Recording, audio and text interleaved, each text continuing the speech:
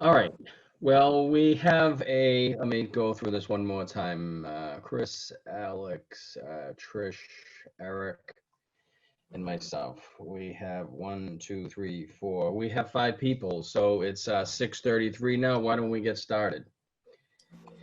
Okay, if I pull up the agenda here, we'll get going. Okay, good evening, everyone. Today is Thursday, July 11th, 2020. It is a little after 6:30 p.m.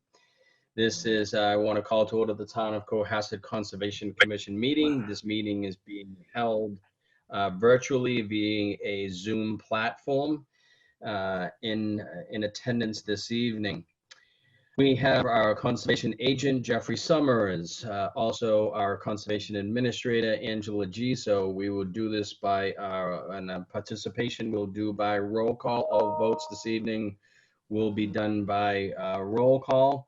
So after I call your name, just please take yourself off mute and say that you're here. So Chair Jay Pampari here. Eric. Here. Chris. Here. Tricia. I'm here. Alex. Here.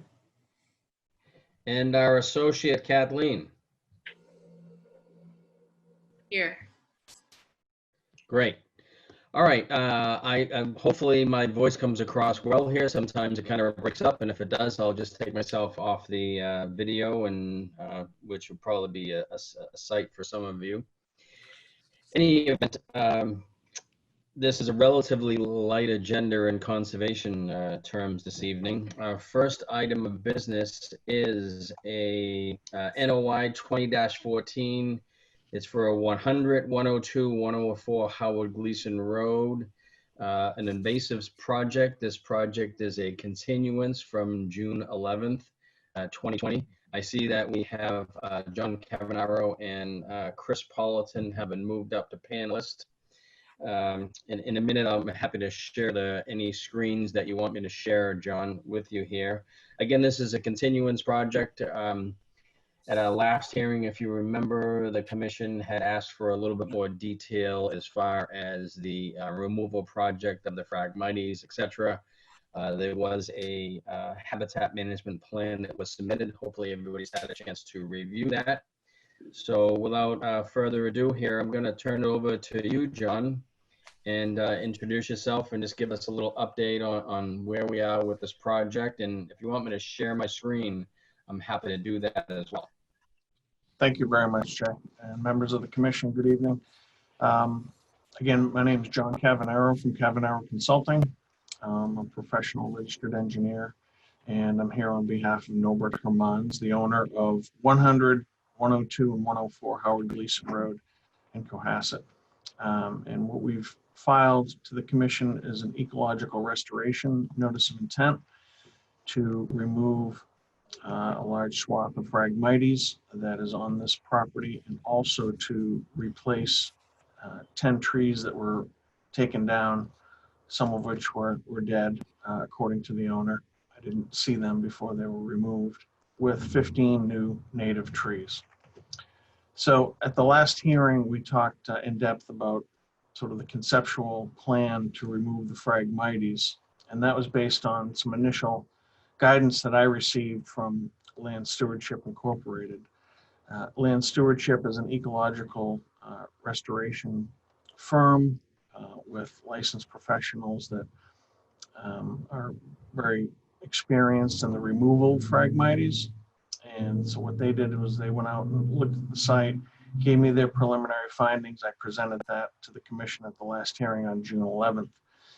At that time, we talked in detail about what the procedures were, rough timelines, the use of the treatment, which does require a chemical herbicide to remove as the preferred alternative. And it was asked that I go back to Land Stewardship to see if they could pull together a written narrative of habitat management plan. And so we went back to Land Stewardship, and Chris Politan and his team were great to put together a narrative of the sort of the nature of the problem at the site, some alternatives that exist for this type of removal, and the selective treatment that they use, and the timeline of such a removal project. So with that, I think I'd like to turn it over to Chris, if you're okay, to sort of walk us through the document that you prepared and that we submitted to the commission. John, before we go any further, could you explain who Land Stewardship Inc. actually is, what kind of a company it is, and who the individual is, what his responsibility is, and what his qualifications are, please? If it's okay, I'll have Chris speak for himself on that. Chris is Land Stewardship Manager. You chose them though, John. Why did you choose them? Oh, because they're a company that actually did a project in Hingham with us a number of years ago. This is a very specialized process to remove Phragmites, and so this isn't a off-the-shelf type of professional that you find. These folks are specified in ecological restoration. They are licensed in the use of these certain chemicals that are used to eradicate the particular species that we're looking to remove. And they're qualified environmental scientists that have experience in this specific targeted approach to remove Phragmites. So I'll have Chris explain to you who he is and a little bit more about his company, if that's okay, Chris. Yeah, that's fine. Hi, everybody. I'm happy to be with you. Land Stewardship Inc. is based out of Western Massachusetts, so I'm a distance away. But I do a lot of work on the coast. I was formerly Politan Ecological Services, and for the last 3 or 4 years now we incorporated and went with this new company. Anyway, we do a lot of work on the coast, specifically around Phragmites. I personally have a master's degree in conservation biology, and I'm a certified ecological restoration practitioner through Society for Ecological Restoration. Very well intentioned. The mission is to protect biodiversity, real environmental interests. Always fighting with the invasive plants, of course, and trying to give the natives the upper hand. Phragmites, thankfully, has turned out to be a difficult foe, but definitely not impossible. I'm sympathetic to your bylaw and probably attitudes about not liking the use of herbicide or glyphosate in wetland environments.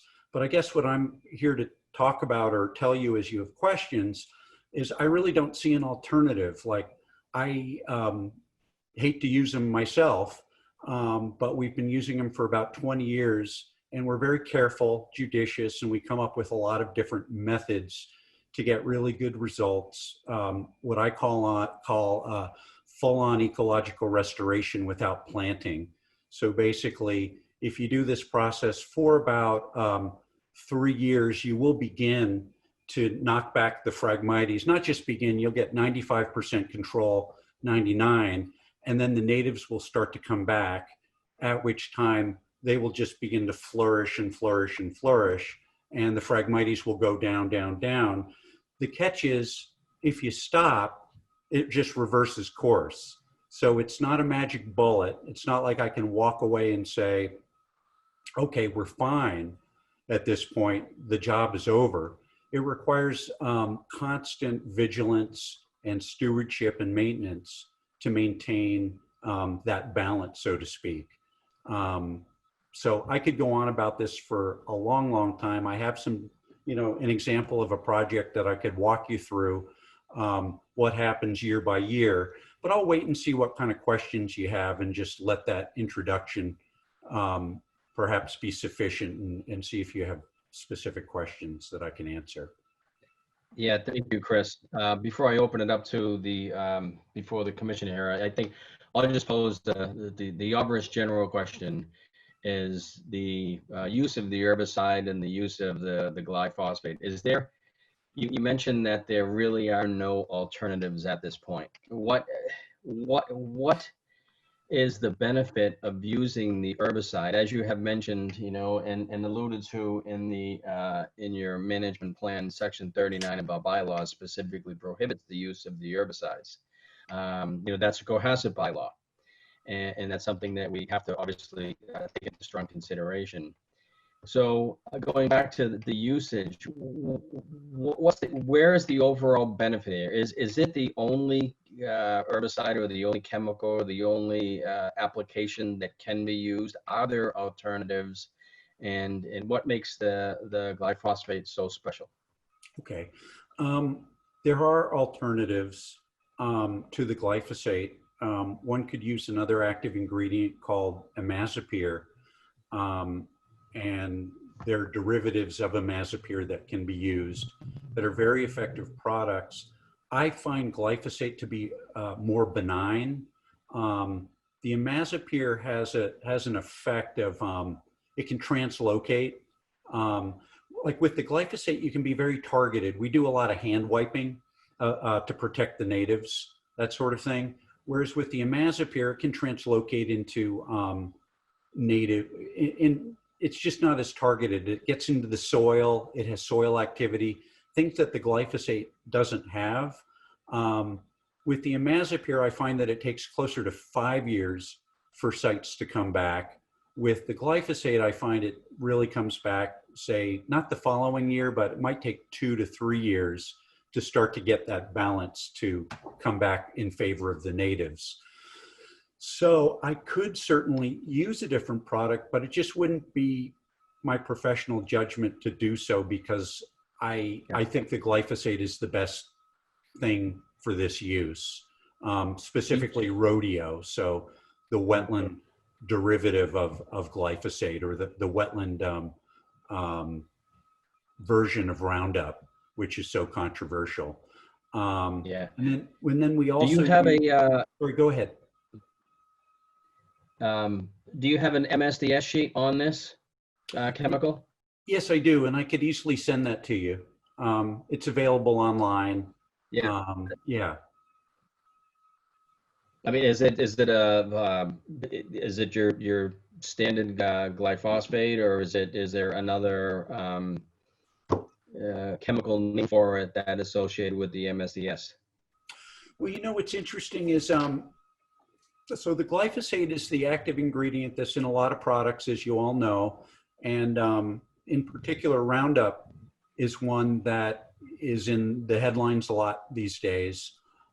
Roundup there are these things called surfactants and other additives that are in the herbicide mixes, and some of those— Yeah, that was another question I actually had, was what were the wetland surfactants? I saw you mentioned that in addition to the glyphosate, there was a wetland surfactant that was going to be hand applied.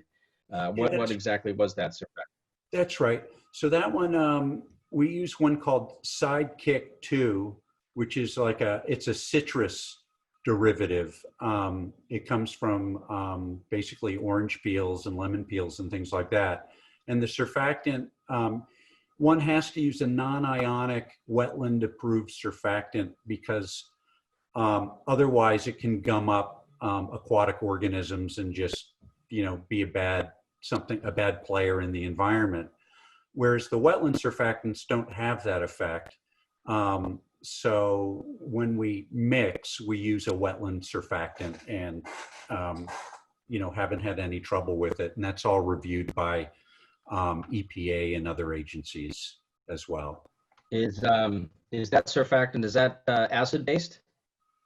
I'm not sure.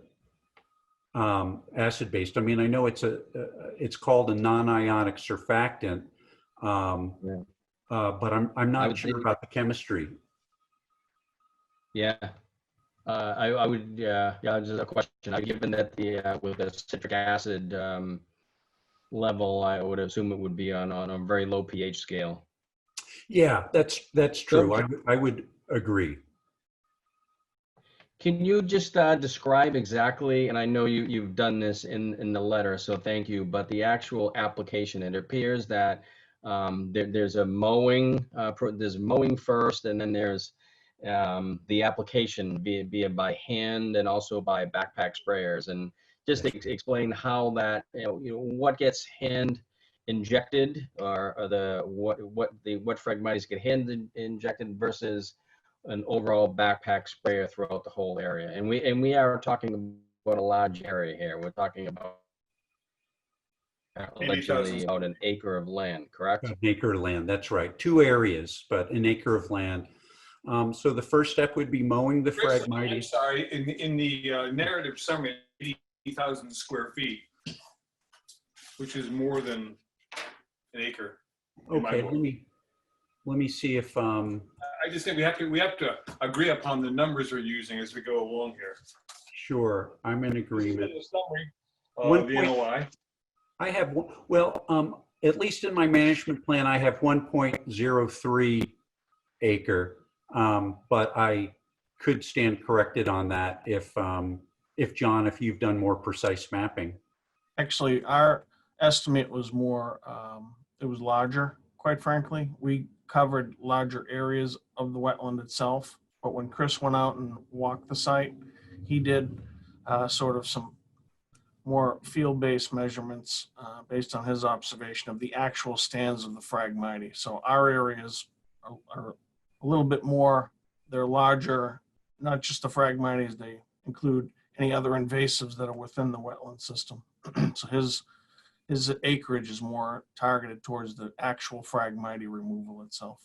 Having spent an hour and a half there this morning, John, jumping through the Japanese knotweed and everything else, I tend to accept your 80,000 square feet. There's Yeah. a lot of things there that have to be dealt with other Yeah, than Phragmites. More than just Really tough invasives. So anyway, back to the management scheme, it would start out with a mow. Chris, And- I'm sorry. Sure. May I just ask a question when we're on the topic of area? Just quickly.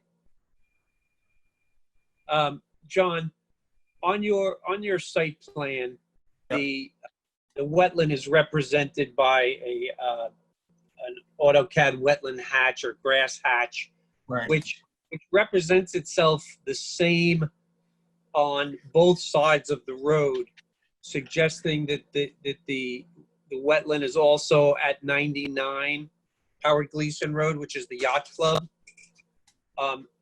Is it intent that Phragmites is going to be addressed at the same time? No, it would just be on the side of our property.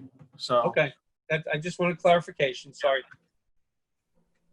So I'm hopefully shared my screen now. Yes. Okay, so John, if this is helpful at all, this appears to be the overall area. It looks like the green shaded area is the removal of the Phragmites and the invasives, correct? right. So that's actually, Jay, the extent of the entire wetland. And within that area are the invasives. And it's a mix. There's some Phragmite, there's a mix of things. But what Chris estimated was about an acre of Phragmite itself. Okay. And Okay. much- All right, Chris, Jeff, if we just, we're okay on the land, I think I'd like to go back to, Jay, Jay, you're uh, breaking up, Jay. sorry again. I'd like to go back to Chris Politan and hear more about the application of the material. Okay, sure, thank you. So we'd start out with the mow. Basically, Phragmites can grow year after year. So the fresh material is growing now, green, and then it leaves behind culms from previous years and really builds up a dense thatch. So what we seek to do with the first mow is to break through, have it regrow, and then at that point, your only treatment is to the green stems rather than wasting a lot of time and energy and herbicide, frankly. Use more herbicide if you have to apply it to the previous year's growth. So you seek to mow through that. That would be with a walk-behind mower. If anybody knows, like a DR mower, which is a brush mower, but not a terribly invasive machine. it can do a lot of damage to the Phragmites. But it does leave the ground up material in the wetland, but it breaks down. I favor that approach because it breaks down more readily than if you cut it and left it to rot. That would take a while, as you know, from in Britain where they use thatch. So what happens? things What like happens that. with the clippings and the trimmings? It takes it takes a few years for it to break down completely, but the mowing really helps to degrade it faster. All that oxygen and the wet areas do that. So it's, Basically, you compost it, Chris. yeah, basically, but you leave it on site, and then the natives can come up right through it, and it forms somewhat of a mulch, which is beneficial. In any case, then you let it grow back about 6 weeks, and you want it to be about waist to chest high when you come in, so that you can do a very targeted herbicide application. So in areas that's all that's growing, where it's a monoculture, we would foliar spray that with backpack sprayers. In areas where it comes into contact with native vegetation, we would hand wipe or cut and dab, or it's a cut and drip technique that you would use within, say, 3 feet of any bushes or trees that are in the wetland complex. And there are areas like that. So one has to be careful. And the mowing, the reason I like the walk behind mower is because you can be very selective with it, and you can avoid mowing anything that would be desirable, because basically if you kill everything in the wetland, that's going to shoot yourself in the foot, because what we want is the natives to reestablish. So we have to be really careful with that mowing and the herbicide application. So at that point, we've done the herbicide work, then we come back in November and remow the site or portions of the site. And then it's 2 more years of intensive follow-ups that take place in the spring, or in June, early summer and late summer, for 2 more years. And that will reduce it by 99%, you know, Are you still roughly. mowing, Chris? I'm sorry, can you repeat that? Are you still mowing? No. 2, 3, and 4. No, then you don't need to mow anymore, because it won't reestablish. You've already knocked it back by about 80–90% after the first treatment. So you don't need to mow ever again. And then at that point, you're really on your way. You've done most of the work. The other treatments are very small in comparison with the initial treatment. You may be out on the site for an hour or 2, hand wiping a few stems that come in. Chris, what are the perfect weather conditions for the application? Obviously, I assume it dry. And how long would it need to stay dry after the application? I would imagine you probably don't want a heavy rainstorm 2 hours after application. So what are optimal conditions for application here? Yeah, absolutely. You don't want any rain within a 24-hour period. So if we came out and judged that the weather was fine for a day or dry and not terribly windy, a calm time, which can be tough to come by on the coast, a lot of times we have to come in the mornings, or work in the mornings, or later on in the day when the winds are a bit calmer. But we need that day to be dry. The herbicide needs 4 hours to dry technically and to be effective. However, I'm always looking for that day to be dry. It dries on the Phragmites, and then the next day can rain, and I'm not terribly concerned about it, because it holds fast to the stems at that point. Oh, winds are important though, because you don't want drift, and you don't want to hit your non-target plants. The nice thing is with the hand wiping technique, you can have a little wind, and that's not going to affect you too much. But with foliar application, the initial foliar work would have to be wind speeds within 2 to 5 miles per hour. But you also don't want a totally still day. It's desirable to have a little bit of wind.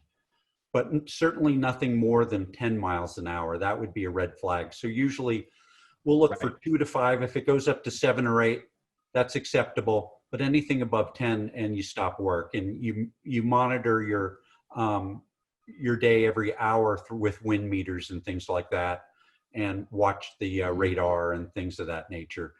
I spend half my life this time of year by the weather forecast, which can be very frustrating. Chris, if I understood correctly, you said that once you've cut it and you've sprayed it, all right, when you go into year 2, you beat it back 80 to 90% by one spraying of Roundup? Yeah, that's right. I'd I'd have to see it to believe it, I'm afraid. My research and my reading certainly is not as positive as your assessment of dealing with the problems. So, if I may, can I show you? I think it will show up here. I do have a 5-year sequential photos of just what things look like as progress is made. Can we try that? Yeah. Okay.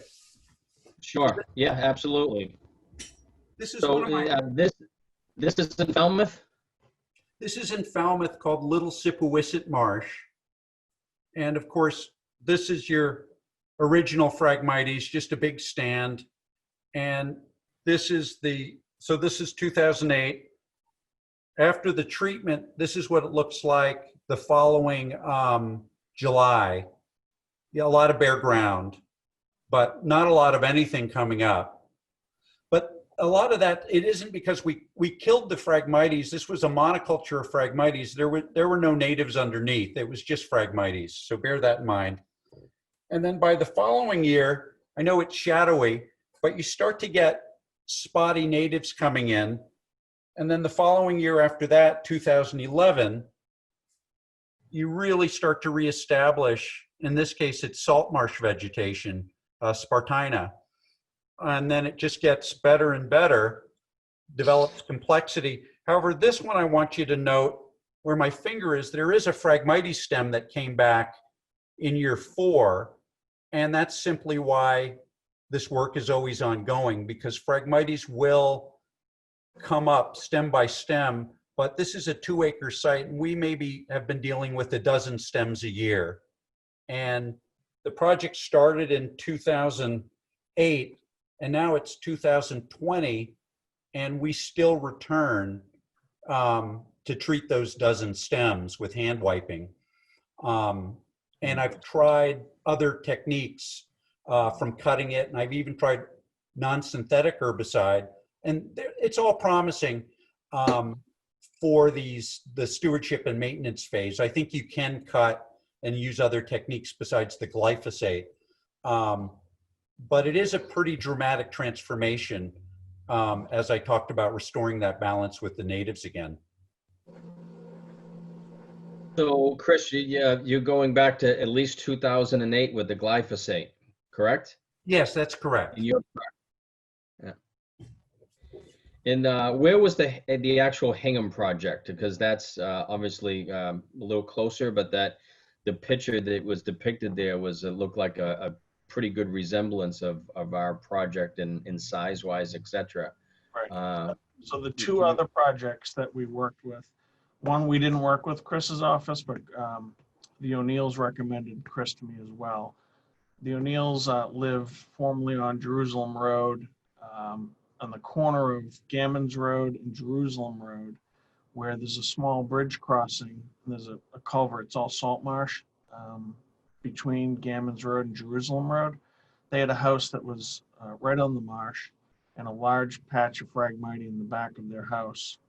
And Chris's land stewardship eradicated that section as well. It was much smaller. It was probably less than 10,000 square feet, quite frankly. There was another one on Hingham Harbor. It was probably more like also in the half-acre range, quarter-acre, half-acre range, on Hingham Harbor off of Seal Cove Road, waterfront, adjacent to a salt marsh as well. Okay. I just want to open it up to the commission if there are any questions from the commission. I know I've asked a few here. If any other commissioners have some further comment or questions for the applicant. I have a few questions. In your professional opinion, Chris, what was the ecosystem before the Phragmites took over this area? Oh, that's a great question. My sense is that that would be an area, let me back up and say, I haven't personally been to the site, so, but I've been to many sites like it. And if it's where it's coming together with, I would imagine freshwater species, rushes and sedges, and that's usually what comes back after these in freshwater systems or brackish systems. And then where it's coming into contact with salt water, of course, that's going to be more of your salt marsh and your Spartina communities. So what I like about the technique, and a lot of times commissions will prescribe planting.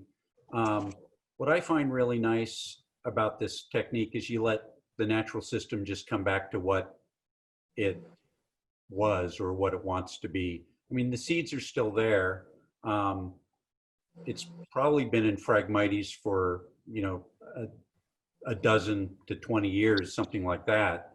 But it will come back to, I would presume, freshwater wetland.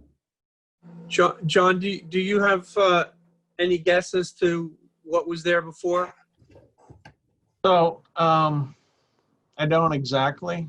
I think looking back at all of this, it seems like there was more flow passing through. There's a high point, as you can see, sort of in the first third of this, coming from Howard Gleason Road moving forward. I think there was more flow heading out towards Whale Meadow, and that got blocked up by some accretion on the beach, which is holding the system in. Mm-hmm. A lot of runoff from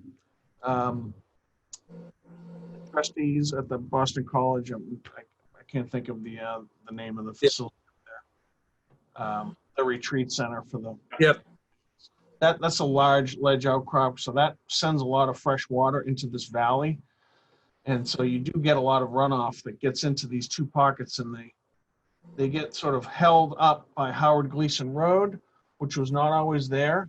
The original road through this actually was a way that went before the yacht club was there. The road out to Whitehead passed through this property. Mm-hmm. Then Howard Gleason Road was built, and it created sort of a dam that dammed up that first pocket of Phragmite to the left. Right. And then the beach has dammed up, I think, the other area.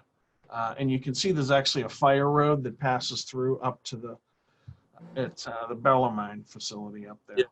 And so there's almost these pockets of holding water that has allowed the Phragmite to really populate in these. It's almost 3 different areas, but that's really what's happened. So there's cedars out there, there's oaks and maples, but it's really, I think it's the combination of the creation of these roads, the beach buildup, that has created these sort of low points that are holding the fresh water. So I happen to agree with you. I think your assessment is correct, which of course leads me to say that that the native habitat here would have been Spartina, and that cannot be restored without restoring a saltwater flow into that area, which is not something that could be done easily. So instead of that, what we're looking at is the idea of removing the Phragmites and having a new generation of native plants reestablish themselves in this area. Now, Chris, can you again just. Can I just say one more thing about that, though? There is a pipe when they built Howard Gleason Road. There's a pipe and a catch basin on our side of the property. Mm-hmm. Water does flow up into this patch of Phragmite. Uh-huh. So I do think it does get salt water. It's sort of a brackish system. Yeah, but it's interesting because if you look at the corner of Howard Gleason or across the corner from Howard Gleason, Atlantic Chris, Avenue. would it be helpful for me to share my screen here? No, Would that be helpful? not really. Okay. All I'm saying is that immediately across Atlantic Avenue there, you still have a salt marsh, which seems to be fairly healthy. And all I'm saying is that it's unlikely that we could return this piece of land to that state. I think there's a new state for what this piece of land possibly could be. This because it just is not getting the saltwater flow that I think would be necessary to reestablish a salt marsh. Unless Chris wants to tell me that can be done, then that's a whole nother ball of wax. But so there's this new ecosystem which we are going to hopefully replace the Phragmites with, and I'd just like Chris to elaborate a little bit on the importance of reestablishing this other ecosystem in lieu of the Phragmites as part of a bigger system where we know that Phragmites occurs all over Cohasset. It's eating up a lot of wetlands. So I'd just like to hear from a professional why you think that that's something important to do. That's a great question. I think that the freshwater systems, which are, composed, they can be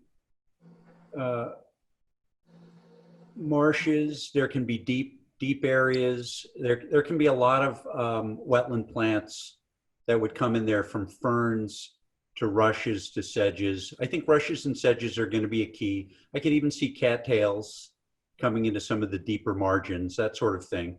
Phragmites and cattails really compete for the same areas. I think, a reference that I often look to, Chris, is the Natural Communities of Massachusetts.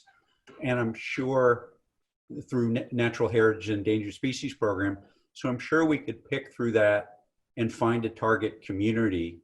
And I think it would be very natural rather than like a human concept of it. I think it will come back. I think these species have a lot of resilience to them.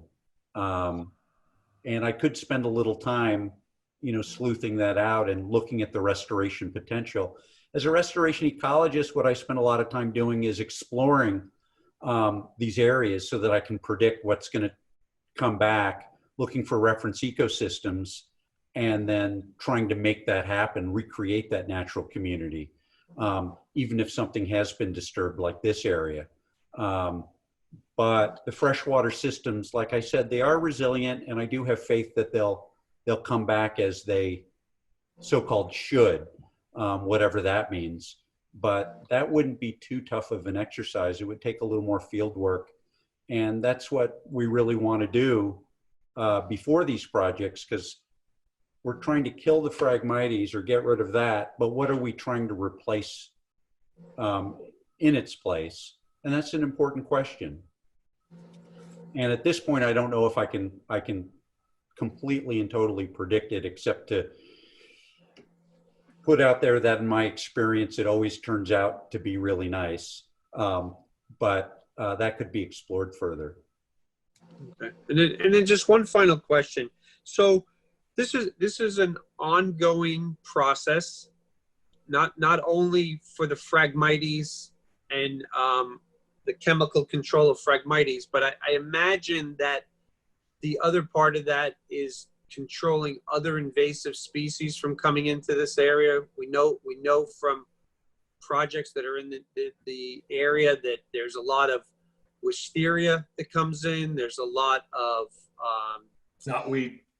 knotweed, honeysuckle. There's quite a few. So I assume that in this process, it's not just the removal of Phragmites as an ongoing process, but it would be a a way somehow written into the order of conditions would be that as an ongoing process, kind of in perpetuity, that all these invasives are somehow have to be controlled so that this work doesn't turn out to be in vain 8 or 10 or 12 or 20 years from now. Is that correct? I might just ask John to answer for it. I can answer for the I Phragmites. absolutely think so. And that's the whole intent of this, is that it does, as Chris said at the outset, these things all require maintenance. All landscape systems require maintenance to some degree. I think because we're sort of fighting a system that, like we talked about earlier, is somewhat trapped due to some man-made conditions out there, it will require that ongoing maintenance. We're hoping that this treatment will eradicate the vast majority of it so that the maintenance going forward is much more benign and regular. John, Yes. I'm sure you've been down there a few times. I've been down there a few times. As you go to the far end, to the left of the green diagram, you run into an elevated walkway that has a culvert in the middle of it, or 2 culverts in the middle of it. They're substantially blocked, so there's no way for salt water in any quantity to get in there. And Chris, I wish you'd had the time to at least visit this project so you could know what we're talking about, because I'm a bit surprised that the man defending the project hasn't even been there, John. I don't speak very highly of that. But we have a situation here where there's a channel going up, as you've seen. Anyone who's down there has seen, and salt water comes in there, very minor amount of salt water. What's clear is that for probably 2/3 of the green shape on the left of the map, all right, that historically has been a saltwater estuary that would come in on a tidal basis. And now it's all mucked up, it's full of sediment, and not much water gets in. I believe the best way, at least on the left side, I can't speak for the right, on the left side of this diagram, the best way to deal with the Phragmites is to open up the flow of salt water coming in, John. This is what all the literature says. You can spray and put your black plastic down, and you can cut and do all that stuff as much as you want. But the reason you have here is an ecological imbalance is taking place over many years, whereby the salt water, which naturally controls the Phragmites, has been eliminated in this case. So my idea here, John, what I'd like to have a discussion on is what can we do on the left-hand side, which is probably 3/4 of the total green.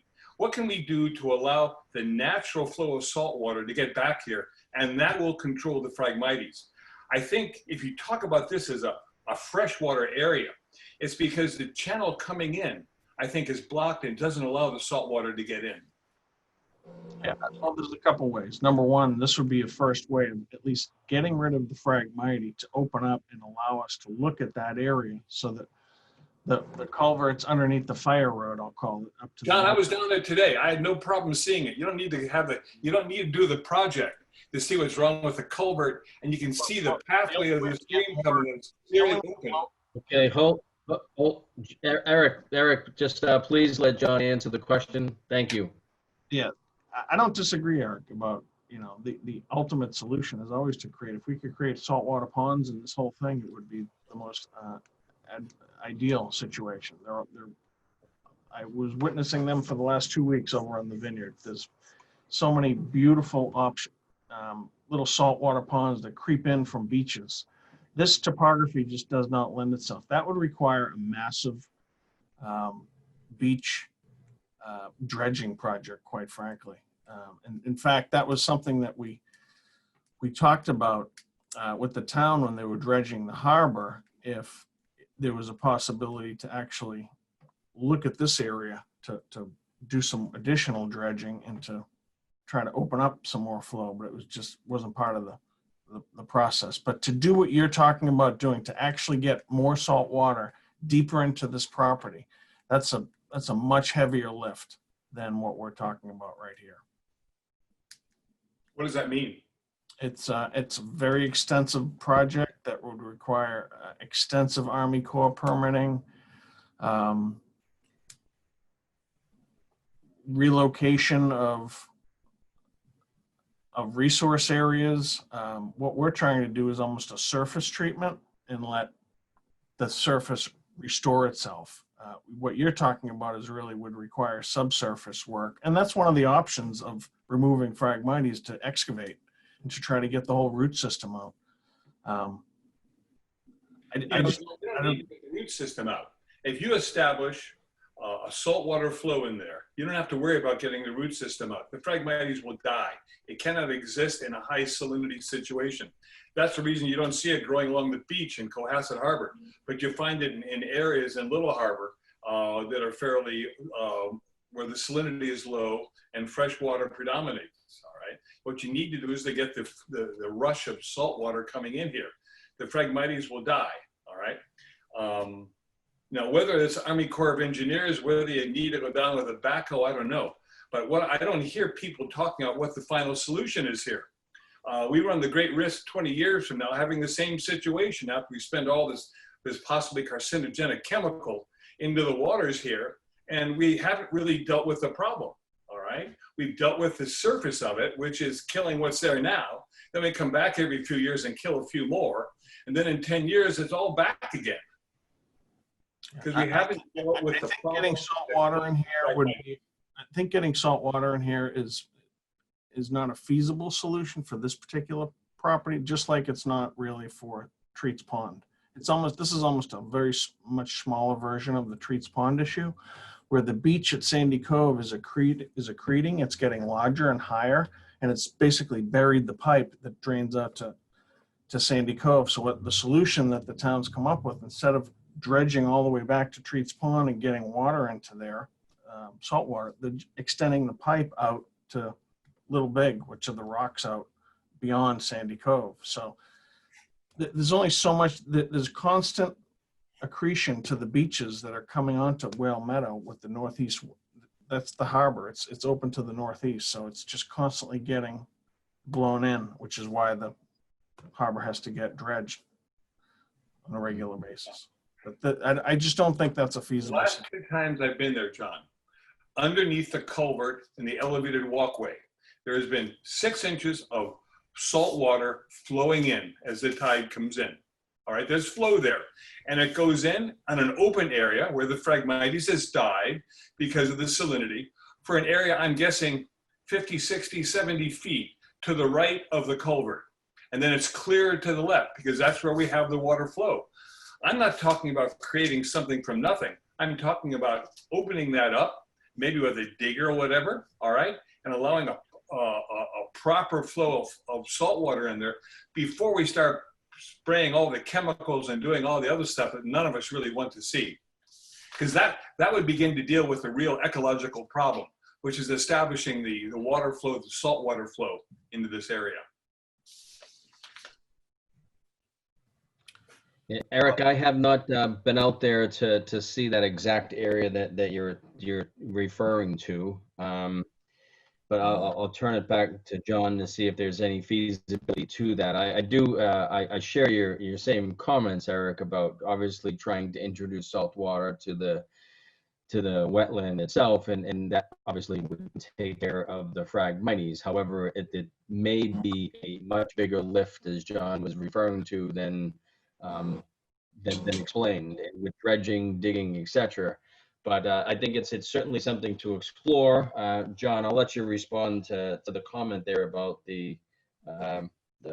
Eric's comment. Yeah, I'm happy to explore anything to come up with the most effective solution. That's really what we want to do. I mean, because at the end of the day, like we talked about earlier, we want this to work. So to do something that is unlikely to succeed is just not an acceptable approach. So I'm happy to go out there again, revisit that end area, and maybe it's a combination of approaches here that we do a couple different approaches for different areas. We can do a targeted area for one area and something different for another, if that's feasible. John, I'd like to move on to the memo that Chris gave us. I have a few more questions on that. Sure. Go ahead, Eric. The elephant in the room is the alleged carcinogenity of glyphosate. Most countries on the common market in Europe have banned the use of glyphosate because of increased cancer risk. There are a few countries that still allow it. The EPA finds it has done some research, which it took from Monsanto. That research now is being questioned. There are a lot of people who feel what we have here with glyphosate, excuse me, what we have here with glyphosate is another DDT situation where gradually the accumulation of negative scientific information will lead to the banning of it, and maybe an embarrassing situation in terms of the carcinogenity of a chemical that we've all learned to live with. It is by far probably the most successful agrochemical that America has ever introduced on a worldwide basis, so big bucks at stake. Bayer, who's now the manufacturer of it, just signed a $10 billion suit, giving money away to, I think, 10,000 people who'd filed litigation alleging carcinogenic effects of the glyphosate.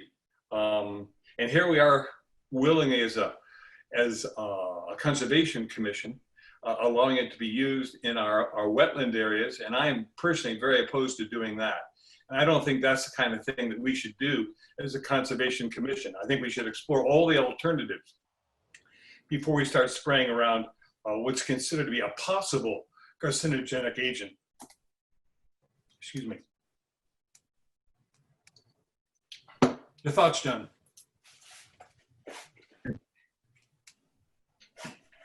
That directed towards me. Yeah, go ahead. Sure, Chris, take the floor. Sure. I can't defend the herbicide as far as all of the information that Eric just mentioned, because I'm not really qualified to do so. All I can do is speak from my frame of reference, which is using it in a restoration context. I've never had any trouble with the product. In the 20 years I've worked with it, I've found it nothing short of miraculous, to tell you the truth. The transformations you can make in vegetation, such as Phragmites. But of course, my goal is to control invasive plants. So to take away that tool would be really difficult. That said, I am concerned about the people who I work with, who do the applications. I've also done a lot of applications and do some application work myself. But I do believe in science, and I do believe there's a lot of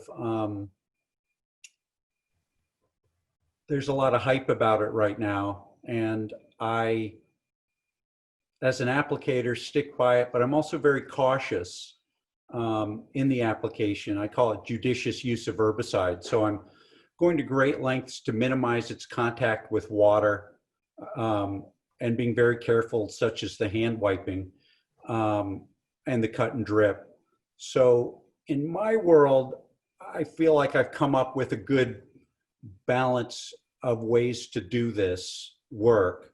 I think what's out of context for me with all of the carcinogenic effects, et cetera, I mean, agriculture is the biggest use of glyphosate, as we all know. I'm not asking anybody to eat the Phragmites, and I eat organic food myself. So I just feel as if this is a little different, and that nuance needs to be considered in light of everything, all the criticism towards the herbicide. I still, on balance, use it, but I'm also looking for alternatives, and also looking to minimize contact with it, because I work with a lot of young people who do the applications, and that's of course a concern. So we're, following all the proper protective equipment, wearing masks, taking precautions. It's really the applicators that are coming into contact that are at risk, versus the general public in this case. Two surprising things have come out, because I'm from the chemical industry myself, okay, and I used to manufacture precursors for glyphosate. So I know something about it. It was always assumed for decades that glyphosate had a very fast biodegrade rate. Yeah. Now it's been proven it doesn't. It doesn't almost biodegrade at all. It's been found in samples of cereals and mother's milk and all that, because it rests in the environment for a long period of time, which is a side issue. It's not necessarily our issue. And I understand the difficult choice here for people like yourself, because glyphosate is probably the best herbicide cost effectively on the market. It's used around the globe. And that's one of the reasons why it's so difficult to turn your backs on it, all right? But the literature and the science is increasingly negative. My point is it's unproven, and I understand that. But I don't think we as a commission want to throw our eggs into the basket of something which is contentious and leave us open to promulgating the use of a potentially or allegedly carcinogenic chemical in our water and in our wetlands of all places. That's not a position I think we should take as a conservation commission. When, as you say in your report, there are 2 or 3 alternatives which could work that are more expensive. Take the goats, for example. You know, I understand the goats, and that's a problem. You got to have someone out there. It's expensive, all right? But the goats work. There's a cost implication. And there are other solutions you talked about, Chris, that all come down to not being as worthwhile because they're more expensive, all right? So if you disregard the cost, I think we have other possible solutions that you have proposed, Chris, that would do the job, are just going to cost the customer more. Well, I don't think the goats would really work, Eric. My sense is, like I was bringing things up that I've read about in the literature over the years, and goats was one of them. It was something they did in North Carolina, so I thought I would, bring that into the mix. And in that case, that was a drier area where they used the goats, not as wet as this spot. And goats don't really like those. Cows can get wet, but cows are, a different animal, not as light. So I don't see that as a great way to do it. And the Phragmites will keep coming back, and it would be akin to just repeatedly cutting it. So it could be repeatedly cut, and I believe you could probably accomplish in 3 years, cutting it, mowing it several times a year, reduce it by about 50%. And that would allow some herbaceous species to come in. But the moment you stop, the Phragmites would come back. And I guess that's why I favor the herbicide, because there is a time where they stop or they slow down, and you can maintain that 99%. One of the alternatives here, Chris, Sure. given what's going on in the ag chem industry, is to do nothing. There's a tremendous amount of research being done to find the healthy alternative to glyphosate and Roundup. Billions of dollars being spent. And at some point, given our ability with technology, we'll achieve it. We'll find the safe replacement for what is now a somewhat befuddled and chemical of doubtful health implications. Is to do nothing. We've lived with it now for 20 years, live with it for another 10 until the right product comes on the market, and then go full bore with the correct project. Who says we have to deal with it right now? We've been ignoring it for a long period of time. Yeah, and that could be like an insect or a biocontrol agent. Exactly. Those are going to come available in the next decade. So all right, so I'm going to jump in here, and in the interest of time here, and it sounds like we're going back and forth, and it's very very healthy discussion. Eric, I don't disagree with your comments. I'm not going to revisit the glyphosate, the potential carcinogen effects, etc. All in on, as you know, I work for the EPA, so I'm very familiar with all of this. Having said all that, it does appear that there is a willingness on behalf of the applicant to explore some other treatment options here. Eric had alluded to potentially trying to introduce, maybe, albeit potentially some minor dredging. I don't believe, as John said earlier, that we want to get into a full-scale dredging project here by any means. But it appears to be there might be some other treatment alternatives and/or options. So with that, I'm going to propose a potential site visit out there. Chris, Paulson, I think it would be in your best interest to go out there and actually physically see this. I don't know where you're located right now, but certainly, as Eric had alluded to earlier, it's best that you go out there and see what we're actually dealing with for the other commissioners as well, and potentially explore some other treatment alternatives. And before we go down the road of discussing the glyphosate and moving forward with that. So that's my recommendation. I don't know how other commissioners feel, but I think that a site visit to explore the treatment options would probably be in everyone's best interest at this point in time. How do other commissioners feel about that? They're a good idea.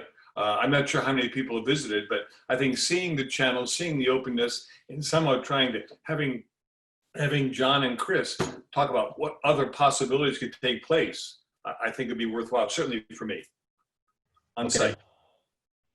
Chris McFarland, you've been pretty vocal about here. I know you've probably been out there. How do you feel about a formal site visit?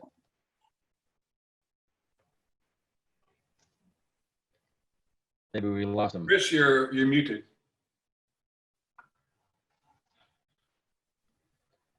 Other commissioners. Oh, there you go, Chris. Sorry. Yes.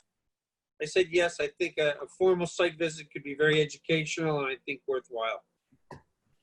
Okay. I know that what's everyone's schedules like? John, what's your schedule like if we were to have a site visit out here, and Chris as well, Paulson, as far as trying to achieve this? The week of the 20th would be best for me if possible, and then we could bump this out into August. That's fine with me. Okay with That me. works for me. Works So for me. next week is out. Next week is out for you, John? It's difficult.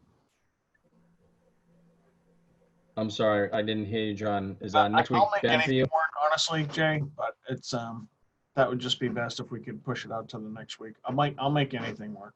Chris, how about you, Chris Politan?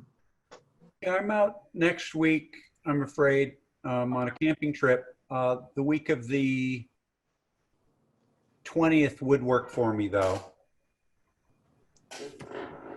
Okay. Now, if we're exploring this, I would imagine we'd probably want to maybe do this during a high tide period. Yeah. So I don't know, Jeff Summers, do you have a title chart there in front of you on what, like the 22nd, 25th? I would disagree. I would think you'd want it on a low tide so that you can see as much land as possible as to what But you at high tide, John, you can see how far the water now runs up the estuary of the bridge. That's the only. Okay. Yeah, I You're not could, gonna go ahead. That's fine. I could see how you'd want to do it at low tide, but I was just thinking at a high tide, as Eric alluded to, just to see how far it could actually come up. Yeah. All right. Jeff Summers, if you're there, do you have a tide chart in front of you close by? Yeah, I do. So whichever date you guys are thinking of, I can let you know when high tide is. Let's look at like the 21st roughly. What time of day high tide is? That'll be around 1 p.m. Okay. How does July 21st work for people at 1 p.m.? What day of the week is that, What Jeff? day is that? Tuesday. Tuesday. That's fine. Okay. Does that work for everybody? It's a little tricky for me, Jay, but I'll give it a shot. I'll see. Okay. That's Trish, fine you can with me, always Jay. just go out there during a look at the Yeah. high tide shot and just walk through during a high tide Yeah. period. Yeah, maybe I'll try to find someone to go with. Patricia, it's an easy path. Yeah, The road going up, it's clear. There's no problem getting in there, Yeah. and you can get lost. okay. I All can right. watch. So, given that our next meeting is 2 weeks from tonight, which would be the 23rd, correct? Yes. I don't know that we would be in a position to discuss this on the 23rd, having a site visit 2 days beforehand. But I don't know. Why don't we put it on for the 23rd? okay. All right. Okay, why don't we, so we've scheduled a site visit for July 21st at 1 p.m. Why don't we meet right at the sailing club there so that we can all walk out there together? We'll have a formal site visit with the commission and the applicant at 1 p.m. on July 21st. And we will continue this hearing until July 23rd. And in the meantime, if the applicant could provide a copy of the MSDS sheets for the glyphosate and as well as the wetland surfactant, that would be great. If possible, not required, but if possible, the applicant could also explore the potential for the restoration of the existing site there, or what was existing there, or what we would expect to potentially see with the removal of the Phragmites as far as what the ecological system would look like. That would be a benefit too. Not mandatory, but also helpful as far as comments that were raised here during this hearing. Okay, understood. Thank you. Any further comments from the commission? Okay, all right, not hearing it. We will see everybody on the 21st and we'll discuss this again on the 23rd. Thank you very much. Thank you very much. Thank you, Chris. Thank you. Thank you, John. Thank you. Okay, our next item of business, originally scheduled for 7 o'clock, and I thought this was going to be an early one, is an NOI 20-07 stormwater permit 20-17 807 CJC Highway as retail development. Let me read into the record the notice of public hearing here. Make sure I got the right one. In accordance with Massachusetts General Laws, Chapter 131, Section 40, the Cohasset Wetlands Bylaw and the Cohasset Stormwater Bylaw, the Cohasset Conservation Commission will hold a public hearing on Thursday, July 9, 2020 at 7 p.m. via remote participation on a Zoom platform from applicant Morse Engineering for notice of intent 20-07 and stormwater permit 20-17 to reconfigure the parking lot, install an accessible walkway and new septic system for property at 807 CJC Highway by Morse Engineering, the applicant. The public is invited to offer public comment on this application in writing by emailing jsummers@cohassetmass.org in advance of the public hearing, and it can also attend via Zoom platform. So welcome to our remote platform here. Jeff Summers, I see you've brought up Jeff Hassett. I also see that we have James Roseback, who is here. James Roseback, could you please announce yourself and say present so that you can participate in the hearings? I'm here. Thank you. Thank you. Welcome, James. We now have a voting quorum, voting member of 6 members here.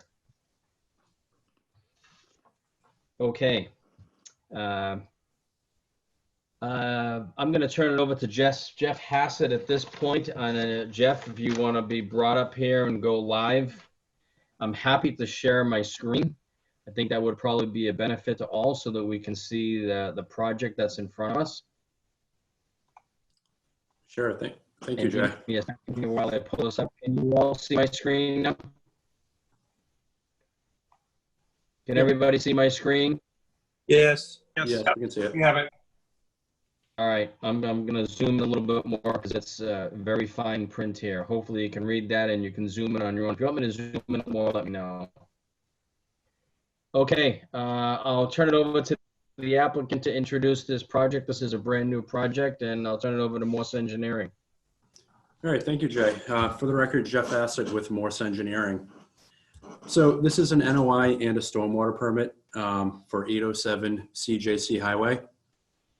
This property, it's on 3A. It's a small 1.5-story yellow house looking structure.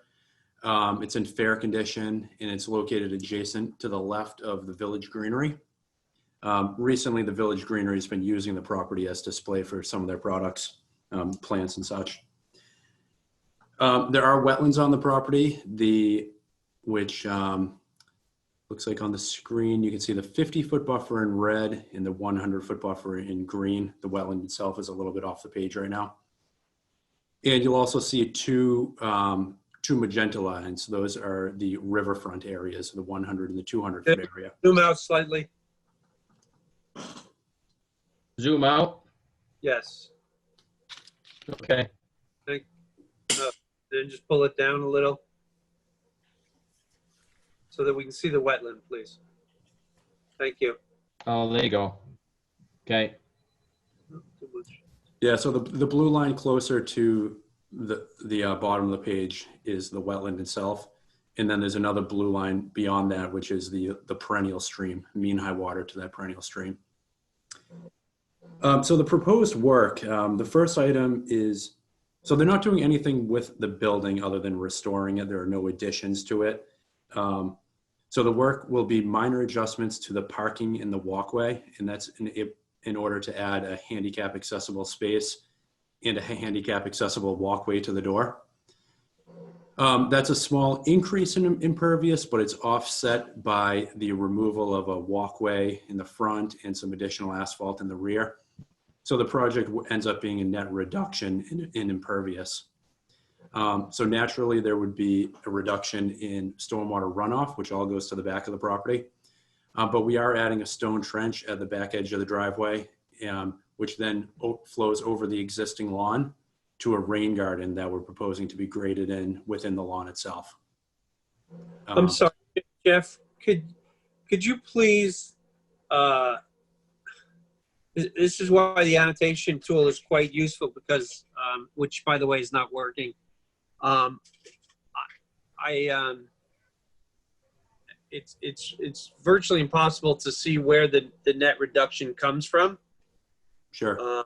Is there any way to diagram that?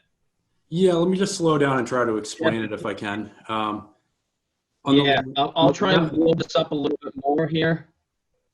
I'll try and blow this up a little bit more. And if you go through it, Jeff, when we stop from here with the pavement to be removed, lumen seeded, and maybe that's where we can start with this area here. Yeah, so that's one portion of asphalt there being removed. And then in the front of the building, there's a walkway that runs from along the front of the building and then along to the left-hand side. That's being removed.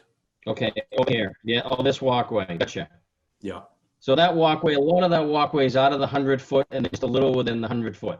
Yep. The only additional asphalt is if you in the very front is where that handicap parking space is. And that's well out of the 100 foot buffer. Yeah. Okay. All of that parking lot flows to the back. So if you look at the other end, there's a small dumpster area.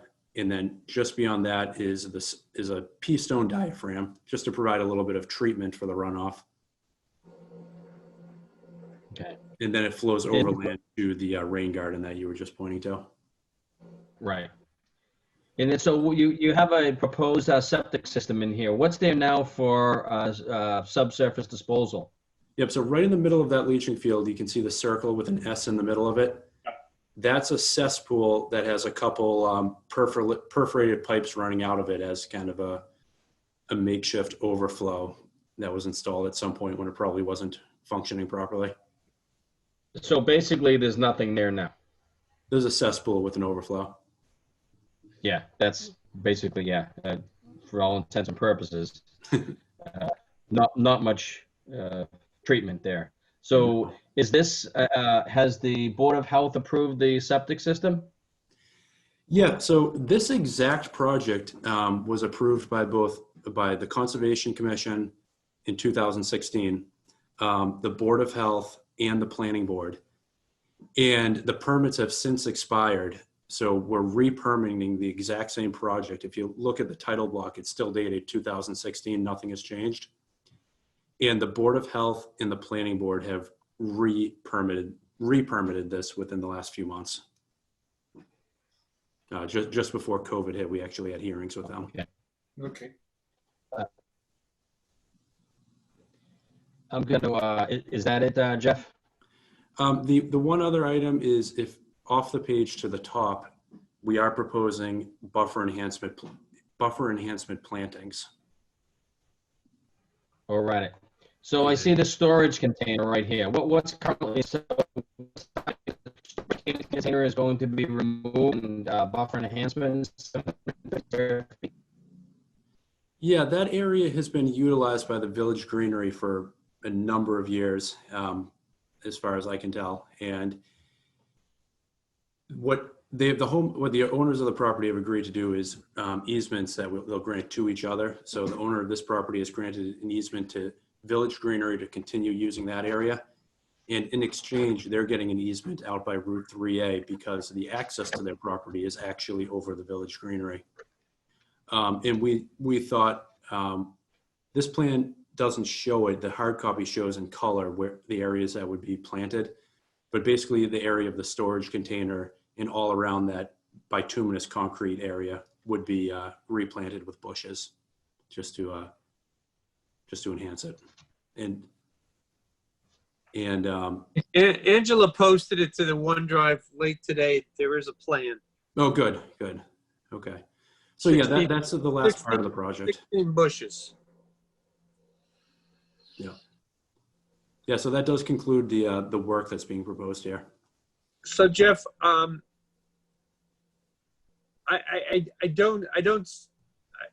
mean, you're telling me that there's a reduction in impervious surface. Now you talked about the walkway.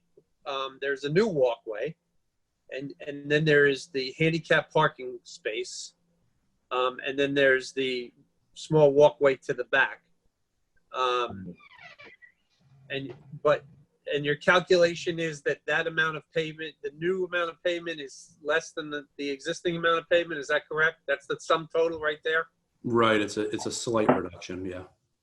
So Was it 25 square feet less? Okay, 25 square feet. Can you tell me where the continuation of the BVW goes? Yeah, it's associated with Bound Brook. The wetland area is bordering Bound Brook. Yeah, I'd like to know where this blue line continues to, because when I was out there today, it looked to me I mean, there's a pretty clear line, but I can't see. It's not on the drawing. Yeah, it continues towards the mean high water delineation line. But yeah, you're right. The line isn't shown on this plan.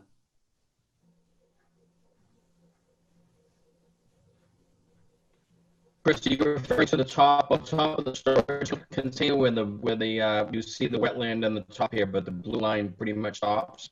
No, I'm talking about the BVW, which is the larger dash. Down here. Yes. Yep. Okay. On the right. So when you go out there and you're standing there, there is vegetation in front of you, which you can't really tell from this plan kind of what the limit of it is, but it all looks like wetland vegetation to me when you're standing there. So I'm trying to understand where it goes from there and what I'm actually looking at. I mean, I think this is a case where it's not clear where one property starts and one property ends, and a couple stakes might be helpful so that we can actually go out there and see what it is we're trying to look at. Do you want to see the pictures, Chris? Want me to share? No, I've been there and seen the pictures. It doesn't help in that area. Okay. I'm going to turn it over to Jeff Summers to give a little update as far as the previous approvals by this commission, et cetera. Jeff Summers, if you would just update us on this project, please. Yeah, to kind of answer Chris's question, I think, literally, when you go back to the back corner there where it says bituminous concrete area, it's where they're parking cars. And then the shaded area is where they're proposing the mitigation plantings. I think literally on the other side of that is wetland.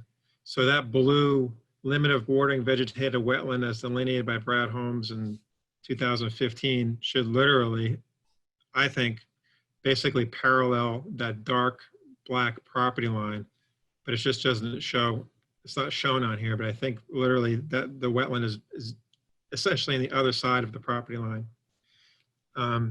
But so to go back to this a little bit, so as Jeff Hassett mentioned, in 2015, the same project was proposed and approved. In 2016, Jeff Hassett asked for a revision, which was basically the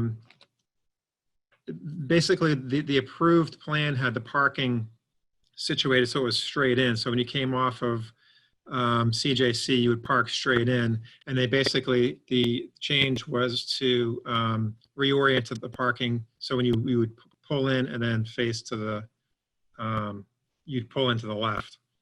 So this plan that's being presented now is the exact plan that was administratively changed, which was just the position of the parking in 2016. And other than that, nothing else has changed. Jeff, why are you proposing mitigation planting?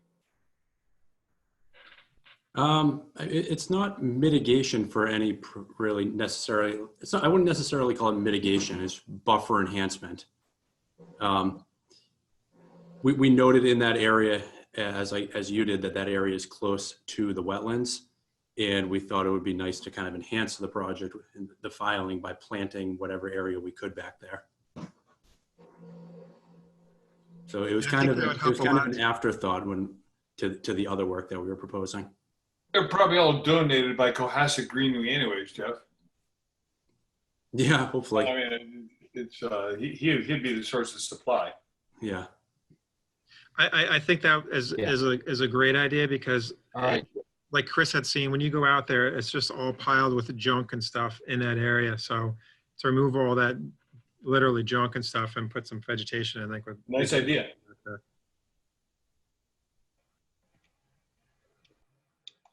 So what I'm seeing here on my part, aside from the comments about the wetlands, delineation, et cetera, on the map, as Chris had noted, is certainly an extreme improvement with the addition of a septic system to capture the septic running off or being discharged, I should say, from the building, which currently now there is just a cesspool, which is virtually nothing, a little hole in the ground. So there will be some form of treatment, especially being so close to a wetland area, being right up abutting and going into the 50-foot buffer.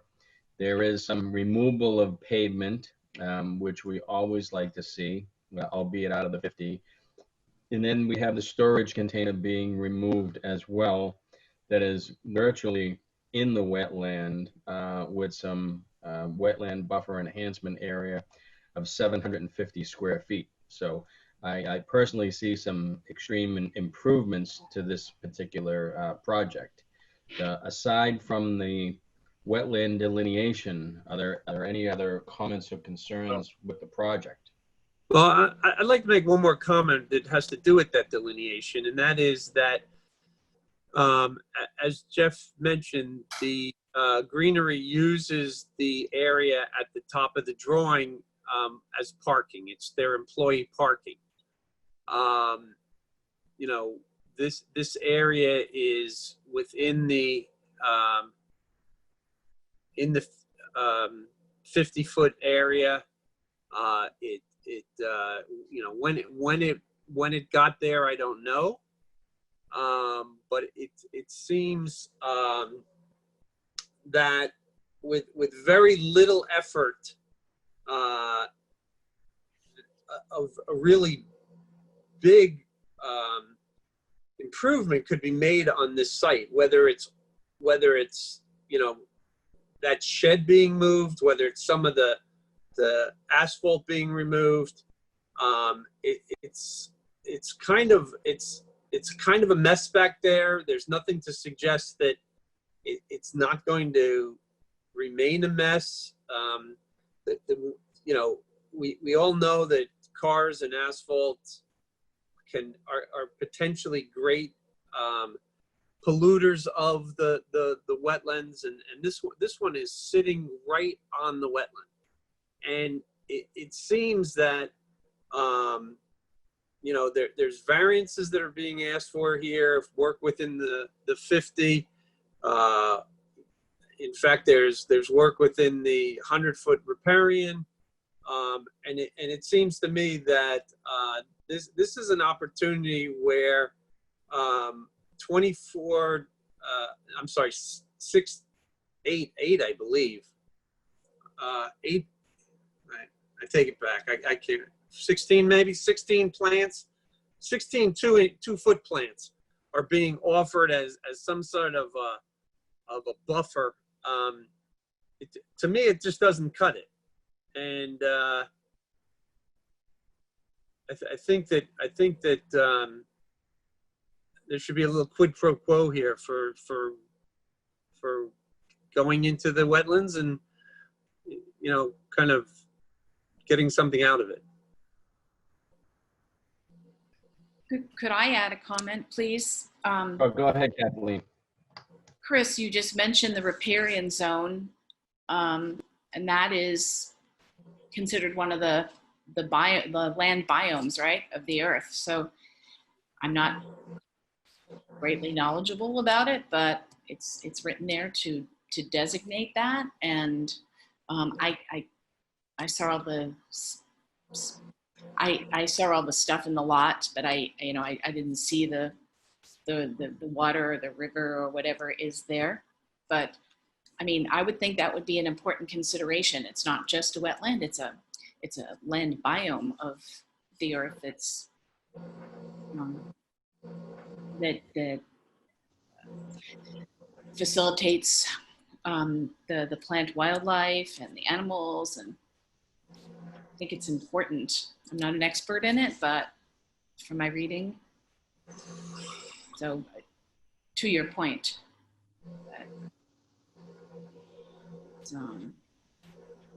should be considered. Chris, what would you propose for some possible mitigation? Well, I think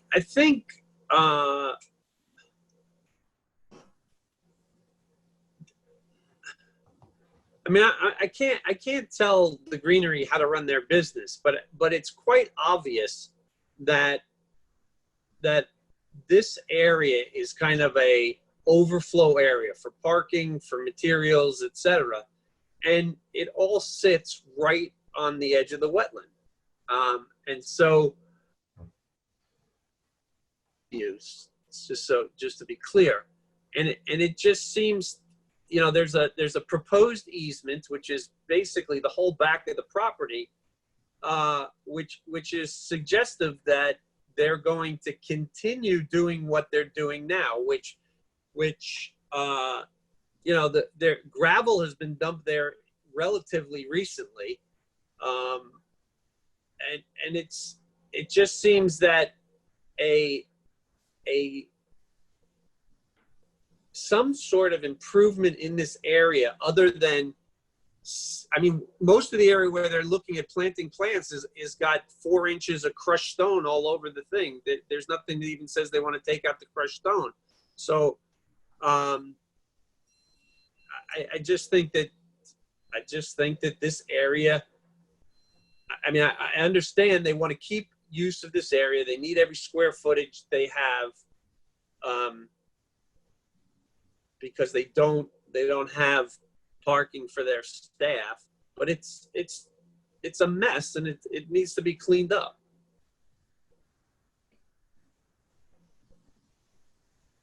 I'm going to turn it back to the applicant and see if you have any comments to that, and if there is, well, again, any comments to trying to enhance this property. Yeah, so I mean, I think it's important to note that the majority of the work being proposed is enhancing the property with respect to the wetlands, and that it's replacing the failed septic system, adding some stormwater treatment where otherwise there isn't any. The really only other portion of the property was making the making the building handicap accessible. We're certainly looking to improve the area, and I do hear you. I'm sure there's more we could offer. Just in thinking out loud, maybe permanent barriers along the edge of the concrete to prevent any further mitigation, like the concrete jersey barriers. And then specifying the crushed stone to be removed, like you mentioned, and then maybe it needs to be loamed and seed mix. So You're breaking up. Break it up. Jeff Hassett. Oh, I was breaking up? Yeah. Oh, I'm sorry. Hold on, Jeff. Jay, we can't hear you at all. Jeff Hassett, you're breaking up. So if you could, Jeff Hassett, if you could shut your video off, sometimes that helps with the bandwidth. If you shut your video off and try and speak, that would be great. We missed the past 45 seconds. Oh, okay. Is that any better? Okay. Yes. Yes. So I was just noting that there are a lot of improvements to the project, but we're certainly willing to look into what else we can do in that back area. I was suggesting potentially jersey barriers along the limit of the asphalt to prevent any future encroachments. And then the areas of the crushed stone, that material could be removed, and then it should be planted, it should be loamed and seeded with more of a wetland seed mix, a native seed mix. So we're certainly willing to explore some options like that. I'd like to propose, Jeff, that you know, if they pulled that back, you know, some amount of footage from the wetland, and if they just didn't have as much area, they would learn to work with it, I'm sure. It's just that, you know, they have area, they throw stuff into it, and it's right next to the wetland. You're right. It needs some kind of barrier system, and definitely could be minimized. I mean, Yeah. the sheds could get pulled away, and it's absolutely, for a nursery, it's the absolute worst use of land immediately adjacent to the wetland, and that is parking vehicles on hard packed surface. Okay. Yeah, it's something I can look into. I'll have to talk to both the owner of the property and the owner of the property next door. You certainly wouldn't give up the entire area, but I can talk to them about it. Is that Okay. building occupied at this point? No. Okay, so The Village Greenery is using the property for plants and such, but the building itself is unoccupied. Okay. All right, I'm hearing that the applicant is willing to explore some options here to further enhance the project. Before I go any further, are there any, I'm monitoring the Q&A here, and I would advise anyone listening in the audience, if you have a question, to please do that through the Q&A, or you can certainly try and raise your hand. Well, I guess you can't raise your hand if you're on the phone. Please do that through the Q&A. We are monitoring this. I don't see anything coming through on the Q&A with respect to any public comments so far to date. So I would open it up to the public here, but I'm not seeing anything coming through to date. Any further comments from the commission? Okay, it sounds like we need for a continuance on this one. And we will continue this hearing until July 3rd, until July 23rd, and the applicant will explore some efforts to further enhance the property.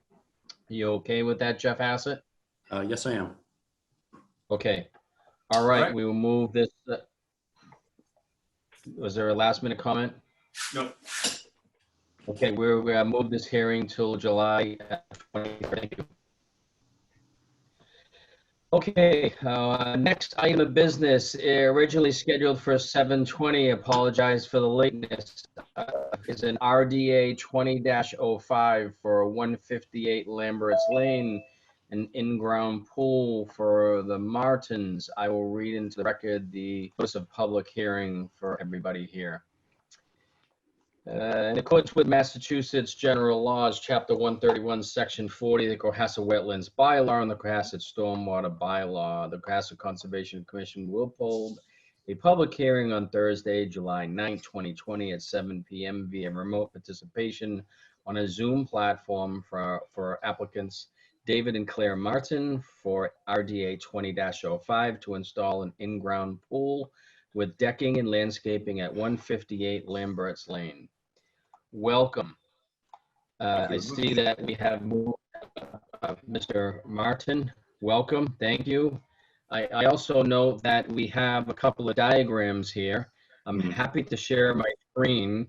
I noticed that on the RDA there was it was about 6 or 7 pages. There was a diagram there, but we also had received another diagram in the past 48 hours or so that I'm happy to share. What do you think is the best plan to throw up here? And I'm going to turn it over to you in a minute to let you further explain the property here and give us an overview of the pool. Yeah, maybe the most recent diagram you received. That would probably work. Okay, great. Bear with me for a minute here while we go through our technology.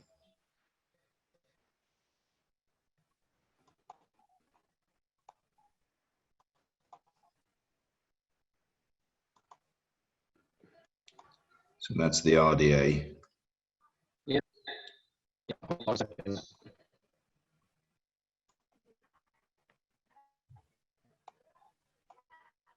Okay, here we go. Right. Yes, so this is... all right, and just for the record, Mr. Please state your name and address for the record. Yep, David Martin, 158 Lambert's Lane, Cohasset 02025. And this is a request to install a 15 by 35 in-ground fiberglass pool with some patio, fencing, and some landscaping around that.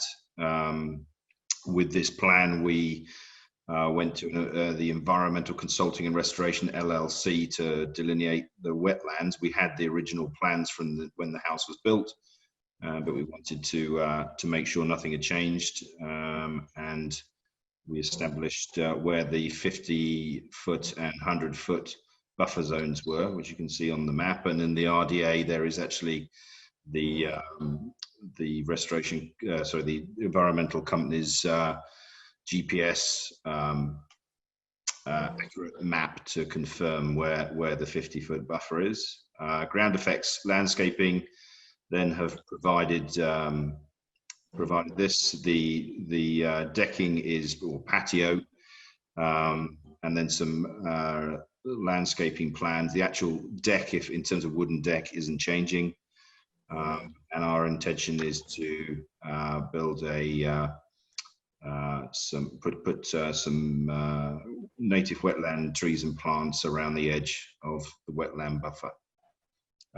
The pool is going directly into currently our lawn, and it's tended lawn. So that sort of sums it up. I think the patio will be inside 500 square foot, and our intention is to use permeable stone. David, if I just please ask you, sometimes it's easier if you shut your video off and we go just right to audio. It might be a little bit more helpful to kind of breaking up a little bit there on us. Yep. Hang on.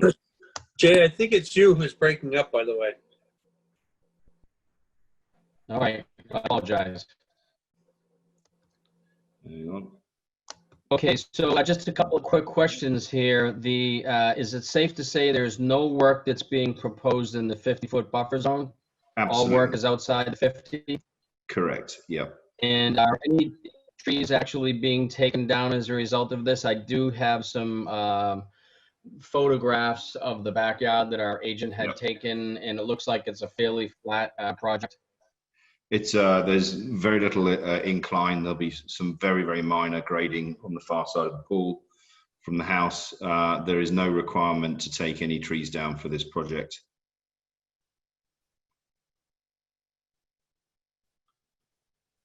All right, Jeff Summers, I'll turn it over to you a little bit here. Give us a quick little overview of the project. If you want, I can share the photos. I don't know if they're necessary for the commission. Let me know if you want to see the photos. Seems like, again, work outside the 50 pool being put in the lawn here. Yeah, so the resource area behind the house is a wooded swamp. It eventually, it's linked to Rattlesnake Run. So the swamp actually drains to Rattlesnake Run. Again, the area of the pool and patio right now is existing lawn. The 50-foot buffer zone basically is kind of where the end of the lawn, or where the lawn ends and kind of enters the woods. I mean, that's really it kind of in a nutshell there. But while I'm speaking, I just wanted to say that as part of the planting plan, you have a pear tree on there, which really shouldn't be on there. It's that tree is actually native to China and Vietnam and is considered invasive. So that I would like to see be replaced with something else. All righty. Native trees, please. Thanks, Jeff. I'll go back. So, Mr. Martin, we have a native tree species list. Yep. That pear tree is not part of our native, is not a native plant or native tree to Cohasset. Jeff, our agent, would be happy to share that list with you. We do actually have that. Yeah, we do actually have that that plant guideline with us. So okay, we will pass it over to the landscaper. Okay. Comments from the commission. Any comments on this one? No comments. I just like to say that typically it's useful for us to have existing vegetation shown on the plan. I think that based on photographs, I feel comfortable that the overall width of the project is like the width of the deck times 3. So the deck's already existing and then 2 more decks. I can tell from the picture that still lands in the lawn and there should be no reason to take down any trees. But I'd like to make it a condition of the project that that if it is determined that any trees have to be removed, that the applicant has to submit a plan that shows that and mitigation for anything that has to be removed. Okay, I think the plan that we show here, anything that green is lawn. So there's nothing. Yeah. There's no vegetation missing from from the green area. That's all lawn. Okay. Any further comment? All right, not hearing any or seeing any comments from the general public here. Jeff Summers, it sounds like we've got a couple of conditions here. This is an R, you treat it as a -3 with conditions? Yes, I'd also suggest that the best management practices for pool water disposal be required along with this.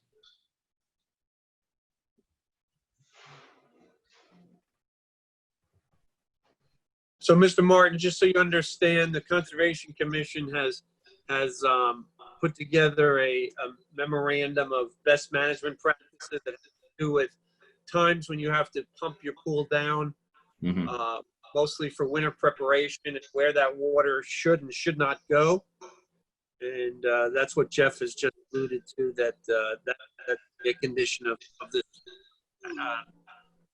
acceptance.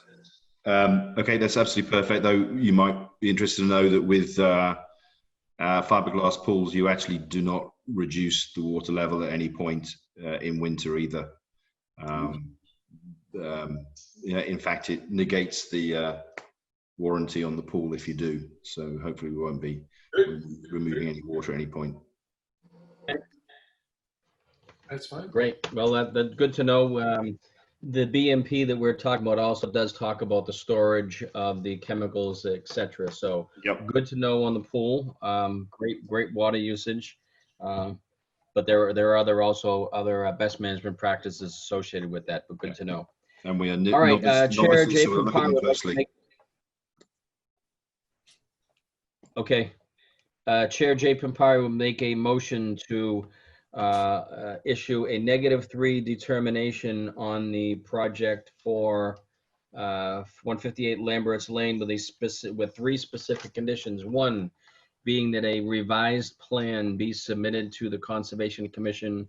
I'm going to give you 1 week from today, July 16th, for the resubmission of a plan that would include the removal of the pear tree as listed on the project, since it is not it's an invasive tree to Cohasset and Massachusetts for that matter. The second condition being that if any trees do need to be removed, a revised plan will be submitted to reflect the tree removal. And then lastly, Jeff, our agent, will attach as a condition the best management practices for the storage and disposal of chemicals, et cetera, that we have developed some time ago. Do I hear a second? Second. Having heard a motion and a second, we'll do this approval by roll call vote. First off, Jay Pompare, aye. Eric? Eric Eisenhower, aye. Chris? Chris McFarland, aye. Alex, you still with us? Alex Kalinas, aye. Tricia? Grady, aye. And James? James Roseback, aye. 1, 2, 3, 4, 5, 6. That vote passes 6-0. Congratulations. Thank you very much for your time, people. Thank you. Great. Okay, moving right along here. Originally scheduled for 7:35, stormwater permit 20-16, lot 4, 306 King Street, new development by the Gallaghers. I'll read into the record the notice of public hearing here.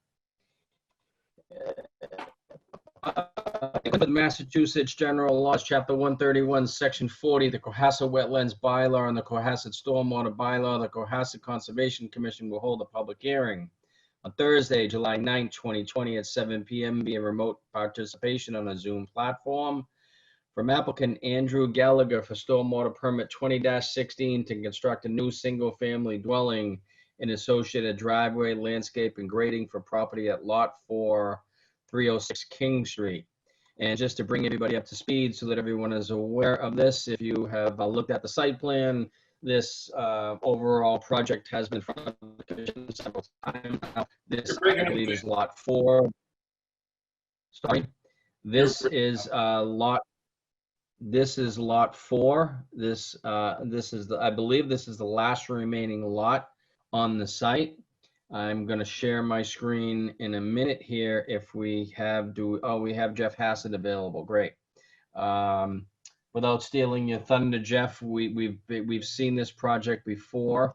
And again, what we have is a septic plan, which I believe we have approved over and over here. This is lot 4, the last lot being on the project. So without anything further, I'm going to share my screen and so that you can see the project, and Jeff Hassett can approach the applicant to kind of take it. Jeff, it's all yours. Great, thank you. Can everyone hear me okay? Yes. Great. Yeah, that's great. Feel free to take a video out if needed.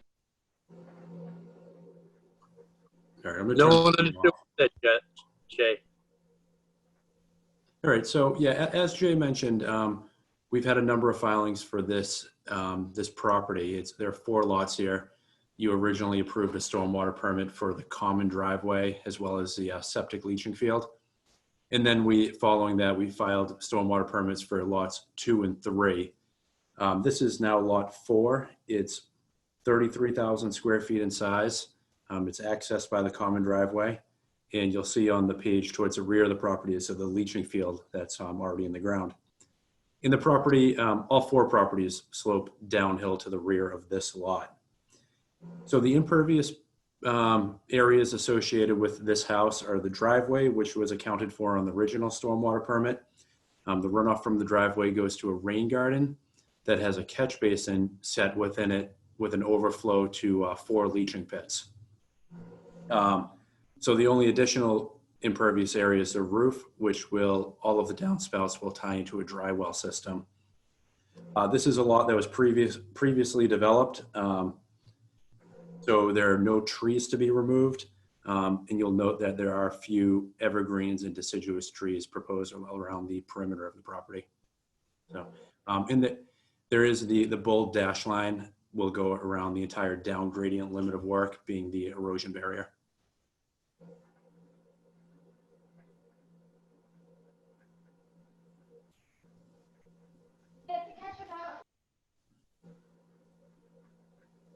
Jeff, is the septic field isn't it grassed over by this point? No, it isn't. Okay.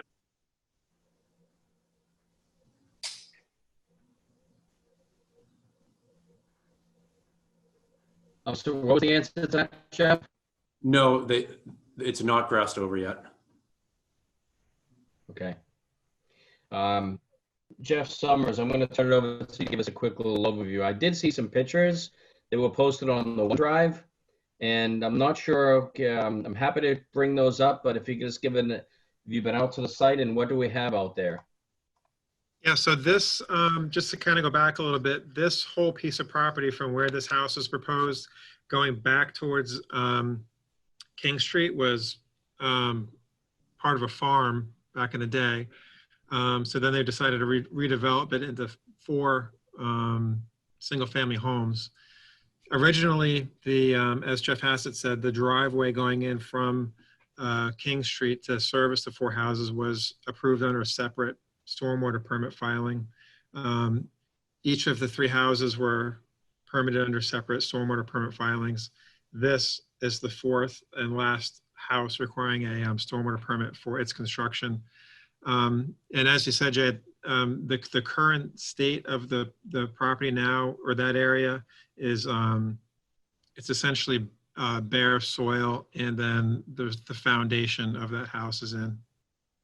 And that's all. You don't need a stormwater permit to put in you can get a foundation permit without needing a stormwater permit, but now that they actually want to construct the house, now they're in for the actual stormwater permit to basically put the roof on. Okay. Okay. Again, we should all be pretty familiar with this. So the downspouts all go to a dry well system. Jeff, is that going to contain the entire area? It looks like it's coming off the garage, or how much of the roof, that system, will that capture? It will capture the entire roof. It's down gradient of the entire house. Okay. Again, we've been over this one a few times. Any further comment on this?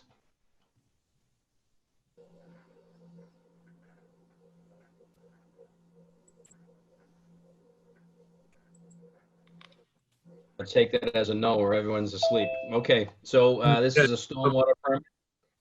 Go ahead. I said no comments. Great. All right. Not hearing any comments and nothing from the audience, Jay Pimpari make a motion to approve a stormwater permit for Lot 4, 306 King Street for Mr. Gallagher. We'll do this by roll call vote. All those in favor, please say aye. Jay Pimpari, aye. Eric Chris. aye. Eric, I'm sorry, Chris. Chris McFarland, aye. Tricia. Trish Grady, aye. Alex. Alex Conis, aye. James. James Roseback, aye. Great. That vote passes 5-0. Congratulations. 6-0. Sorry, 6-0. Great, thank you. Okay. Our next item of business, originally scheduled for 7:50, we're going to get caught up real quick here, was a notice of intent 20-16 for 75 Border Street, the gangway float walkway. Mr. Tedeschi, if you remember, this was continued from June 25th, 2020. However, the Applicant has requested a continuance until July 23rd, so there will be no further discussion on that one. Next item, was there a comment? Okay, great. Next item of business is 755 for Lot F and G Rustway. It was an item to vote on a DEP number SE 13-1265, a stormwater permit 18-16. There will be no further discussion on this. The commission is going to continue this hearing as well to July 21st to further consult with town council, and there'll be no further discussion. Next item of business is the minutes for approval. We have May 28th, June 11th, and June 25th. I did have some quick little comments, Angela, on the May 28th. I think they were very minor. I didn't have any comments to the June 11th meeting. So I'm going to make a motion to approve, unless there, first of all, are there any comments to the minutes for approval? We're just going to be approving May 28th and June 11th tonight. No. No comments. Having heard no comments, let's do this in one motion here. Jay Pampari will make a motion to approve the minutes of May 28th and June 11th. Do I hear a second? Second. Having heard a motion in a second, we'll do this by roll call vote. Jay Pampari, aye. Chris Prioritize. How about James? James Roseback, aye. Alex? Alex Conis, aye. Tricia? Tricia Grady, aye. Great. That passes 6 as well. Next item of business is our conservation agent update. I'll turn it over to you, Jeff. What is going on at Town Hall, or anything we need to be made aware of now? So I just wanted to mention, I know Chris McFarland sent me an email about 580 Jerusalem Road this afternoon. So that home has to go before a large home review. It has to do with the interior living space. It doesn't have to do with the actual footprint of the house, so that hasn't changed. So the house is being built per the stormwater permit. So that was an issue. I did meet out there with. Can we confirm that the oversight or misrepresentation, which I find incredibly shocking on behalf of the applicant, that would put a plan in front of the town with a significant difference in square footage here. So the knock here, first off, is to the applicant in general and engineer. Can we confirm that the square footage was solely on the interior and had nothing to do with the actual footprint of the property? Yeah, I talked to Bob Egan about that. He said it was, he said that's what the problem was. And then today when I spoke with Jan Hansel, who's the, I don't know if he's the owner, I think he was the applicant for the stormwater permit. He said that the problem was with the architect when they were designing or calculating the interior living space. He didn't update something or another. So that's why there was that discrepancy. And apparently that architect is no longer on that job. But yeah, I did talk to Bob today, and he said it was strictly the interior living space was the issue. But Jeff, if the, does it have to, when they do the calculations for the stormwater permit, they are, they're taking the footprint of the building and that of course becomes a number for an impermeable area. And you're saying that while the architectural calculations, they either didn't multiply it by the number of floors or whatever it is, you're saying that the engineer who did stormwater did a takeoff that's correct for the building. Is that what you're saying? Yeah. So what triggers the stormwater, or what triggers the large home review is if there's 3,500 square feet of living space. Has nothing to do with the footprint of the house.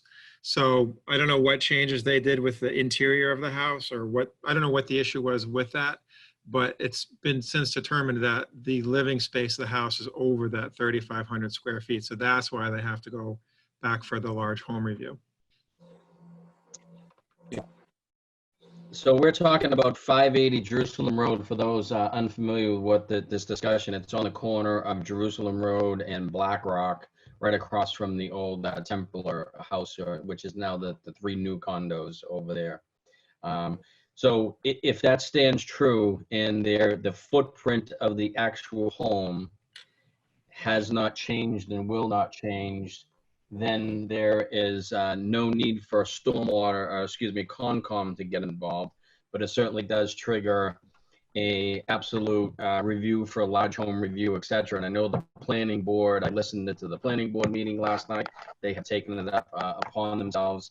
I just, you know, I'm still kind of, I'm taken back at the fact that an architect would actually come in front of the town and not with a misrepresentation. And from what I understand, the misrepresentation was filing an application less than 3,500 feet and now finding out that the building is actually upwards of 55 to 5,800 square feet is very disturbing. And if you said, Jeff, that the architect is no longer on the job, that should be the least of the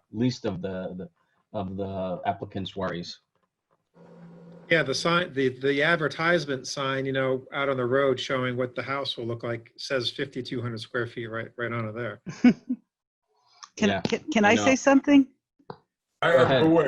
This is Angela. Can I just, working in the building department as well, a lot of times what happens, and I don't know whose fault it is in this situation, but basements, if they're not finished, and attics, if they're not finished, are not included in the square footage of living space. Sometimes they change it after they do the original presentation. And they're going to finish the basement or the attic, and that adds it. That's happened a couple of times where people have said, no, we're under the 3,500 limit, and they're not, because they're going to finish. That's what happened in the condos over on behind Stagecoach Way there. Yeah. They were supposed to be a certain amount of square footage, and then they were advertised at double that. And that's when Bob went over and checked it out, and that's what had happened. They were finishing areas they weren't supposed to finish. Right. It's a So theme. it's complete false advertising. Yeah. Pretty much. I mean, yeah, I mean. So like, yeah. Yeah. So sticking with, I know that, again, I would like to dive into it more. However, you know, if we're talking about the actual footprint of the building not changing, and it's a question of the basement or the attic or et cetera not being included in the square footprint, I know the planning board is addressing it. It was certainly raised last night, and I think they did a great job with that. And I think that I heard that there were some protocols in place at Town Hall that hopefully will be further checked. And, you know, I'd like to dive into it more. However, for as far as conservation goes, if the footprint of the building is going to remain the same, I don't think we have much more to look into it as far as revised site plans. Fine. Yes. One I do have, though, Jeff, is as we had talked about a couple weeks ago, is the installation of a silt sock over there. yeah, so, right. So when I talked to, Jan and mentioned, you know, like what you had said, Jay, about water running off the corner of the property into that catch basin. Yeah.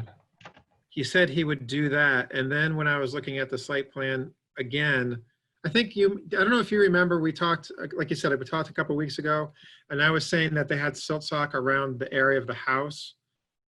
I was reading that wrong. That is actually retaining wall. The silt sock is supposed to go around that whole, the corner, the whole along Jerusalem Road in the corner.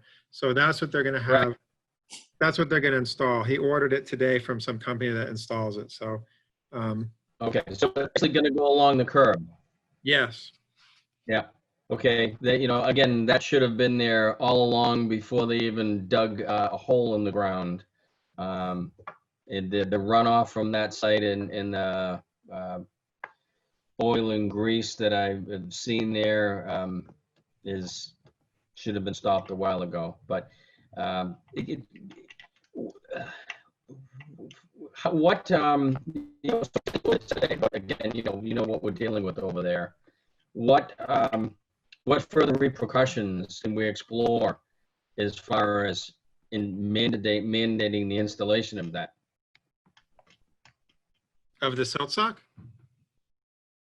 Yeah. Well, if they don't I mean, do was it, then, Sorry? that on the was on the entire time? yes. All right. I mean, I did so. Typically in this situation, I know for all we know, it's going to be installed tomorrow. It could be installed on Monday, but it may never be installed. How do people feel about an enforcement order for the installation of the silt stock? I mean, I guess you could, if you want to go to the extreme of putting in. Has there been a cease and desist order on that property? No. Yes. Not by us. Not yet. By who? By? The planning department said they had one, the building department put one in. Oh. When I talked to Bob about it today, he said there wasn't any stop work order. Really? Huh. I would like to actually propose that we issue them an enforcement order for the installation of a silt sock, which was on the plan all along. And if the silt sock is not installed by Monday at noontime, then a cease and desist order is put on the project. Second. I don't know if I'm going to be able to issue that to him by Monday at noon. Yeah, by Monday, that seems a little bit, I mean, tomorrow's Friday, so I don't know that they would even get somebody there by Monday. Yeah, All right, That seems a little bit harsh. I mean, let's at least give them a week. you know, I'd give the guy a week, but, and I hear what you're saying, James. I know sometimes it's not easy, but here's an applicant who has been dragging his feet. There should have been a silt sock installed on that project from day one. They've been digging out there for 4 months now, if not longer. There's been runoff coming off the site, and they've still yet to install a silt sock.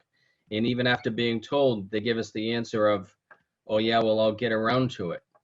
So I hear that and I appreciate it, but you know, you have to remember what we're dealing with and the fact that it should have been there all along. This isn't something where we say, oh, we were just made aware of it, or they were just made aware of it. The very first thing that people ever do is, in construction, you put a silt sock up before you even bring the equipment on site. Oh, of course. They're 100% you know, wrong. It's the first that I've heard of it, so I wouldn't be comfortable voting, on a Thursday night to insist that it's installed by Monday via, or you issue a cease and desist. I think, a reasonable time frame should be given by the commission. What do you feel that a reasonable time frame was? I thought through the end of next week was reasonable, but I wouldn't give them that long. I was listening to that planning call last night, and I have to say that I thought, and then maybe someone, I thought I heard Chris mention it as well, that there was a cease and desist that was issued on the property. I thought I heard that. I don't quite understand the discrepancy, with the square footage. I know that, like Jeff said, that the sign and the MLS listing, has talked about a 5,000 square foot house since the beginning. So I'm not sure, how that got screwed up. Yeah. But either we know that got screwed up so somebody could circumvent the large home review. That's how that got screwed up. So, but again, that's really out of our jurisdiction. I don't want to put any weight on that.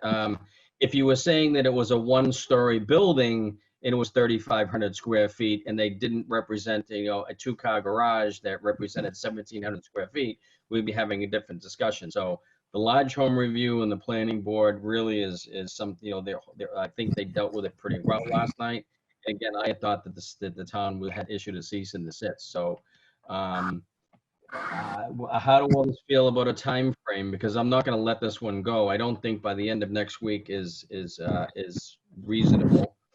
If they've changed today, I think I would go as close of business on Tuesday. That'd be about as far as I would go. No, thank you. How do others feel about that? As soon as possible. I mean, unless there's a shortage of silt socks, there's no reason I can't do it by the end of the day Tuesday. That's how I feel. All right. Well, I'm Jay Pamparo would entertain I'm going to propose a motion that we issue an enforcement order to the property at 580 Jerusalem Road for the failure to install a silt sock that was outlined on the stormwater permit. And it needs to be installed by close of business on Tuesday. What is Tuesday? 10th, 11th, 12th, July 14th. Or it could be issued a cease and desist order, and as well as a $100 fine for every day that the silt sock is not in. Second. Having heard a motion and a second, we'll do this by roll call vote. Jay Pampari, aye. Chris. Chris McFarland, aye. Eric. Can you hear me? Aye. Alex. Alex Coenis, aye. Tricia. Grady, aye. James. James Roseback, aye. Okay, that vote passes 6-0. Can I just ask a question, right. Justin? I got a question. Yes. Do we want to have the close of business before PM? Usually on Tuesdays, we're open until 7, but we're doing different hours because of the corona. So I would just feel more comfortable saying 4 PM. That's fine. For Tuesday, yeah, because he might say, oh, it's 7. Okay, I All will righty. Yeah, I'll just modify put the it into the, motion. Okay, yeah, I don't think we need to revisit the motion. Close of business being 4 PM. Yep. Okay, Jeff, anything else we have going on? No, but what I'll do is I'll call him tomorrow and let him know that that'll be coming. And then Monday, I can actually go over there and give him a copy in hand. Can you also explore, sounds like you may have with Bob again today about the discussion about a cease and desist order and where that stood. Again, I was under the impression that a cease and desist order was going to be issued on the property. Okay. But I just want to follow up on that. And if you could provide a little overview to, or you can email me directly, that would be fine on where that stood. Okay.